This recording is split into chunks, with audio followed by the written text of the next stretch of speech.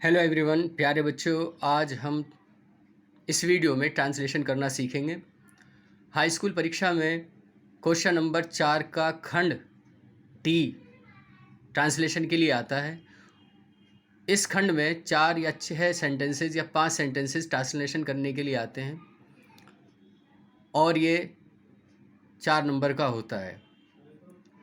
ये सबसे महत्वपूर्ण क्वेश्चन होता है क्योंकि इसके माध्यम से एग्ज़ामिनर आपको परखना चाहता है कि आपको इंग्लिश की कितनी समझ है। जो बच्चे पूरे नंबर प्राप्त करना चाहते हैं तो उन्हें हर क्वेश्चन को अच्छे से करना आना चाहिए। इसके अलावा अगर आपसे ट्रांसलेशन आता है तो आप किसी भी सेंटेंसेस को आसानी से, किसी भी स्टोरी को, किसी भी क्वेश्चन को आसानी से याद कर सकते हैं और परीक्षा में मन चाहे मार्क्स प्राप्त कर सकते हैं। प्यारे बच्चों, ट्रांसलेशन करना कोई आसान कार्य नहीं है, लेकिन मुश्किल भी नहीं है। अगर आपने मन में ठान ली, आपने प्रैक्टिस करना शुरू कर दिया, आपने वोकेबलरी याद कर ली, टेंसेज आपने सीख लिए, ग्रामर के रूल सीख लिए, तो आपको ये सब्जेक्ट नहीं बल्कि आपको ये एक आपकी ज़िंदगी का हिस्सा महसूस होगा, इंग्लिश सब्जेक्ट। आप इसको अपने जीवन का पार्ट एंड पार्सल मान लीजिए कि हमारे ज़िंदगी का अटूट अंग है और इसको हमें सीखना ही है, इसको हमें करना ही है। इसको बर्डन मत मानिए। इंग्लिश अगर आपने सीख ली तो ये आपको बहुत फ़ायदा पहुंचाएगी। तो देखिए, यहाँ पर एक छोटी सी कहानी जिसमें सिर्फ 4 सेंटेंसेस हैं वो दी गई है। सबसे पहले हम इस स्टोरी को अच्छे से पढ़ लेंगे। पढ़ने के बाद हम पहचानने की कोशिश करेंगे कि कौन सा सेंटेंस किस टेंस का है। अगर आपको इतनी समझ है तो फिर डिपेंड करेगा कि आपको वर्ड्स मीनिंग अच्छे से याद है कि नहीं है। और अगर वर्ड्स मीनिंग याद है, टेंस की पहचान है, तो मैं समझता हूँ बड़ी आसानी से आप ये वाला क्वेश्चन नंबर 4 का डी सेक्शन आसानी से कर लेंगे। तो मैं पढ़ता हूँ आपके सामने। एक छोटी सी स्टोरी है। स्टोरी ये है कि कल मैं बाज़ार जा रहा था। दूसरा सेंटेंस है रास्ते में एक बूढ़ा व्यक्ति मिला। तीसरा सेंटेंस है वह धीरे धीरे चल रहा था। चौथा और लास्ट सेंटेंस है उसे देखकर मुझे दया आ गई और मैंने उसकी सहायता की। बहुत ही सिंपल सेंटेंसेस हैं। हमें यहाँ पर हमें दिखाई दे रहे हैं सेंटेंसेस। सभी सेंटेंस में देखेंगे कोई डिफ़िकल्ट वर्ड तो नहीं है। तो हमें दिखाई दे रहा है कि बाज़ार हमें पता है, इसकी अंग्रेज़ी भी मार्केट होता है। बूढ़ा व्यक्ति का भी अंग्रेज़ी पता है, धीरे धीरे स्लोली हम बोलते ही हैं। इसके अलावा मुझे एक वर्ड यहाँ पर दिखाई दे रहा है जो आपके लिए टफ हो सकता है, दया। तो यह पिटी वर्ड होता है, PITY, बस ये वर्ड है। और उसके अलावा तो यहाँ पर सब बहुत ही सरल स्टोरी दी गई है। तो अब हम इसका ट्रांसलेशन करेंगे। यहाँ पर नीचे ट्रांसलेशन दिया गया है जो मैंने ऑलरेडी बनाकर रखा है, लेकिन मैं साथ साथ समझाता चलूँगा।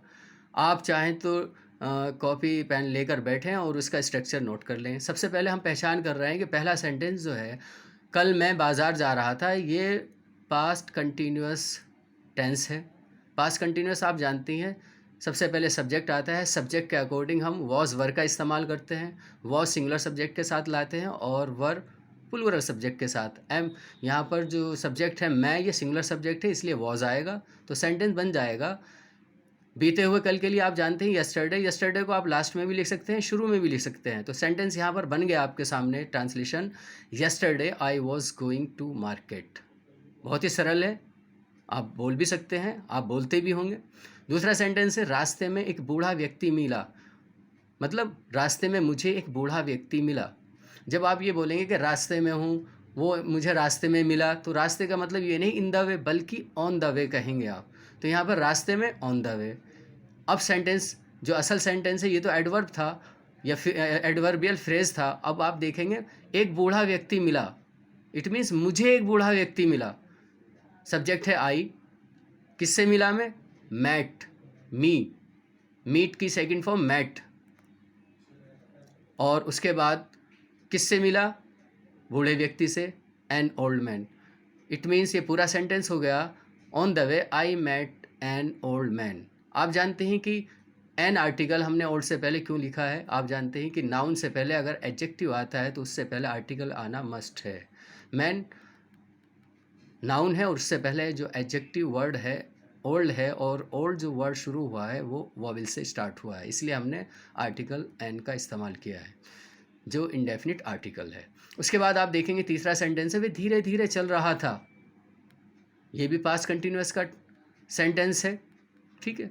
तो ये है, आप सिंगुलर सब्जेक्ट है ही, सिंगुलर सब्जेक्ट के साथ आप हेल्पिंग वर्ब वॉज लाएंगे। ही वॉज चलने की होती है वॉक, आईएनजी जोड़ दिया वॉकिंग, ही वॉज वॉकिंग। कैसे चल रहा था? स्लोली। सेंटेंस बन गया ही वॉज वॉकिंग स्लोली। उसके बाद लास्ट और आखिरी सेंटेंस जो है, उसे देखकर मुझे दया आ गई और मैंने उसकी सहायता की।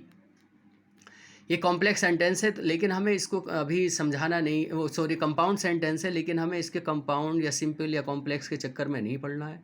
हमें सिर्फ ट्रांसलेशन करना है और हमें सिर्फ ये मान लेना, और जो है ये कंजंक्शन है, हमें पता है, और के लिए हम एंड कंजंक्शन का इस्तेमाल करते हैं। इसके अलावा शुरू में जो लिखा हुआ है, उसे देखकर, जहाँ कहीं भी इस तरह के आप शब्द बोलेंगे ट्रांसलेशन करते हुए, देखकर, खाकर, पीकर, सुनकर, जिन शब्दों के आखिर में कर के शब्द आएगा तो वो पार्टिसिपल होता है, प्रेजेंट पार्टिसिपल। प्रेजेंट पार्टिसिपल का स्ट्रक्चर होता है वर्ब की फर्स्ट फॉर्म में आईएनजी जोड़ देते हैं। वर्ब की फर्स्ट फॉर्म में आईएनजी जोड़ने पर अगर हिंदी ट्रांसलेशन ये आता है कि करके, तो समझ लीजिए वो प्रेजेंट पार्टिसिपल है और उसका अनुवाद होगा करके। जैसे सीइंग हिम, उसे देखकर क्या हुआ? मुझे दया आ गई। इट मीन्स मैंने दया महसूस की, तरस महसूस किया। सब्जेक्ट है आई, महसूस करने की है फील, सेकंड फॉर्म हो जाएगी फेल्ट, आई फेल्ट, क्योंकि पास्ट इंडेफिनिट है।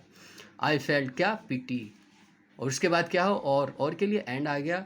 मैंने उसकी सहायता की, ये भी पास्ट इंडेफिनिट है। आई और उसके बाद हेल्प की सेकंड फॉर्म हेल्प्ड हो गया, और उसके बाद किसकी सहायता की? उसकी। तो उसका प्रोनाउन ओल्ड मैन के लिए ही है ना वो, तो इसलिए हिम आ गया, आई हेल्प्ड हिम। तो इस तरह से आपने बड़े आसानी से इस स्टोरी का जो 4 सेंटेंसेस की थी, बड़े आसानी के साथ ट्रांसलेशन कर दिया कि yesterday I was going to market, on the way I met an old man, he was walking slowly, seeing him I felt pity and I helped him. प्यारे बच्चों, इसी तरह से अगर हम डेली समझ कर ट्रांसलेशन करते रहें, 4-4, 6-6 सेंटेंसेस की 2-2, 4-4, 6-6 स्टोरी रोज़ की ट्रांसलेशन करेंगे, तो मुझे उम्मीद है हम इस चीज़ में पारंगत हो जाएंगे और हाई स्कूल की बोर्ड की परीक्षा में हम आसानी से इस क्वेश्चन को अटैम्प्ट कर लेंगे। मुझे उम्मीद है आपको ये स्टोरी समझ में आ गई होगी और आप इसको प्रैक्टिस करेंगे। आज की इस वीडियो में इतना ही। Thank you.